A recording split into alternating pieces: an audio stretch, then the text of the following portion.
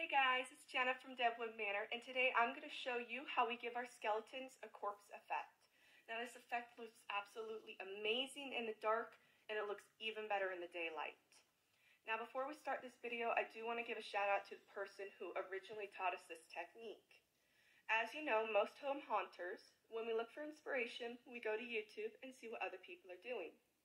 Me and my dad found a video from a guy named Alan Hops, who works for Stilt Beast Studios.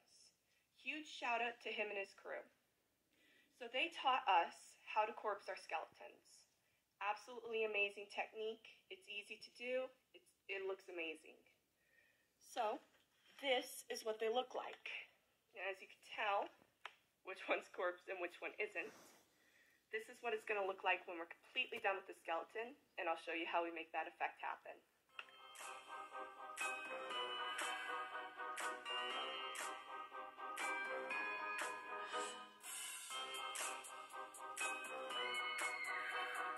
Alright, so it's pretty easy to start corpsing. All you really need is, of course, a skeleton or two. You need a heat gun. Now some people do it with blow dryers. The heat gun's going to work better because it gets a lot hotter. You're also going to need, I believe this is plastic painter's tarp. I could be wrong. But you want this stuff, and you do want it in the clear or white, or about as iridescent as you can get, because when it's clear, you're really going to see the color. And then, just a can of wood stain. So the color we're using is golden pecan, and this just gives it a more skin kind of rotting look to it. You can go darker or lighter, whatever color you want, but the wood stain seems to work the best. So what we're going to do, and I don't know how well you guys can see, so I apologize for that.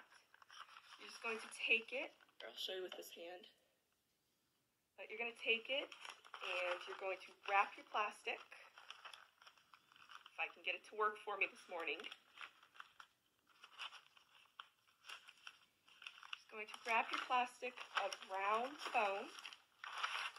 And it doesn't have to look perfect, because of course it's going to look like skin when you're done.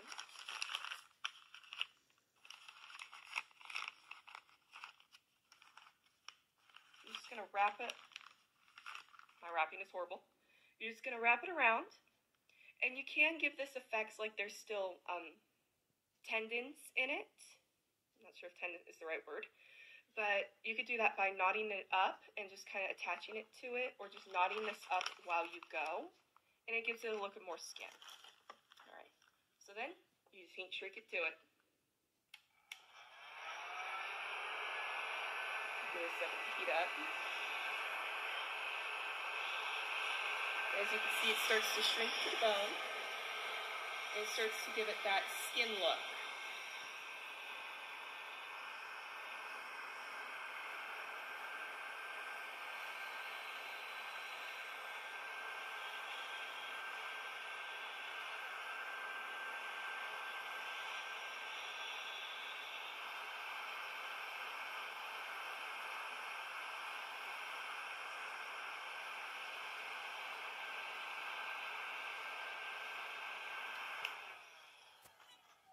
This is just the beginning, but as you can see, it starts to shrink to the bone, and it starts to look all wrinkled up and shriveled, and that's how you want it to look.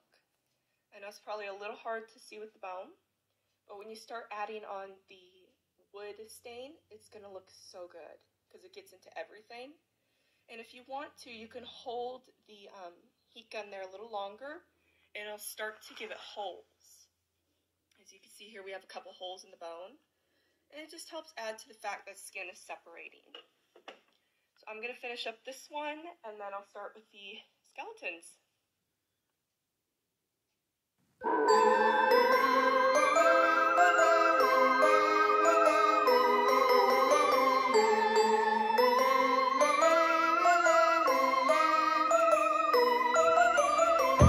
Goblins and ghouls, I'm talking to you, calling all witches to get on their brooms, creeping and crawling and coming alive. All the things that go bump, bump, bump, bump in the night.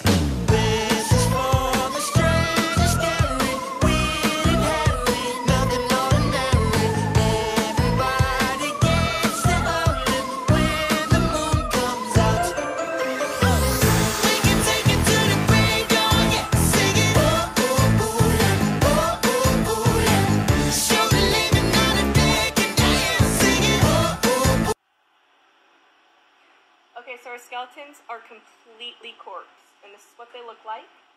So the plastic by now is all cooled down.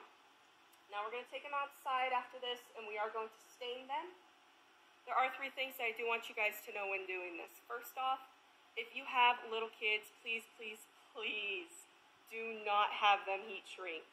It gets way too hot, and I've almost burnt myself a couple of times. Another thing, as you can hear right now, we have fans going on in the background. Please do this in a well-ventilated area. When you heat the plastic, it gets very toxic to breathe, so please do this in an open space. And then secondly, whenever you are going to corpse them in the position you want them to be in.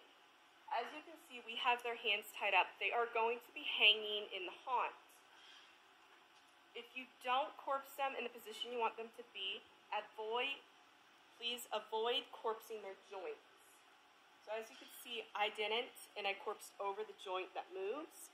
If you want them to still be positionable, just avoid going over the actual joint and just go around it. That'll make it easier. And then stain-wise, I'm going to take them outside. I'm going to hit them with the wood stain. We're going to let it dry. It does take a while to dry, so just be aware if you do this, leave them in an area that gets some sunlight and some heat, and just somewhere where you can just let them sit and dry. So, and then that's about it. Alright, so as you guys can see, we're now outside. It's hot. Really hot. But we have our skeleton out here.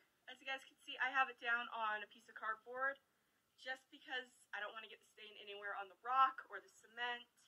It just helps with mess. So while you're out here, you're going to need a paintbrush. We're using ones that are relatively cheap, so we can just throw these away when we're done. You're of course going to need a paint can opener, the wood stain in whatever color you're deciding to use, some rubber gloves, and I would suggest a pair of clothes that are mess up that you can get some stain on, because somehow this stuff gets everywhere. I don't know how.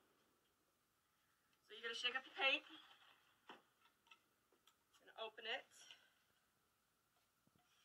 If I can get this to open. Alright.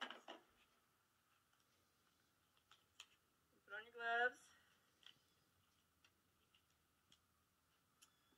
It's relatively simple. I'm going to show you with the leg first. You're just going to dip your paintbrush in it. And you're just going to glob it on. You don't want to paint this out real thin. You really do want it to glob on. And that's where you're going to get the color from. Because if you try to do it in paintbrush sweeps, it's just not going to look right. Now sometimes, if you go light on it, you do have to come back and restain it. This one's going to kind of start looking like you just want to glob it on, and then you're just going to let it dry. I'm going to do that to the rest of his leg and the rest of him and his buddy, and then they're pretty much done. You just let them dry.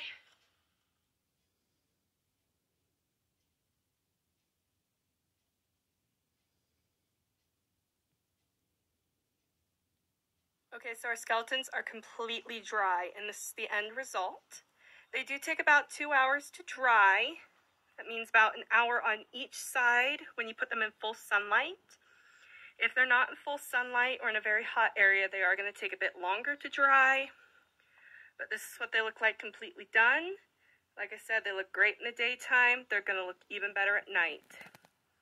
So this is how we corpse them. I wish you guys the best of luck if you try this. And happy haunting!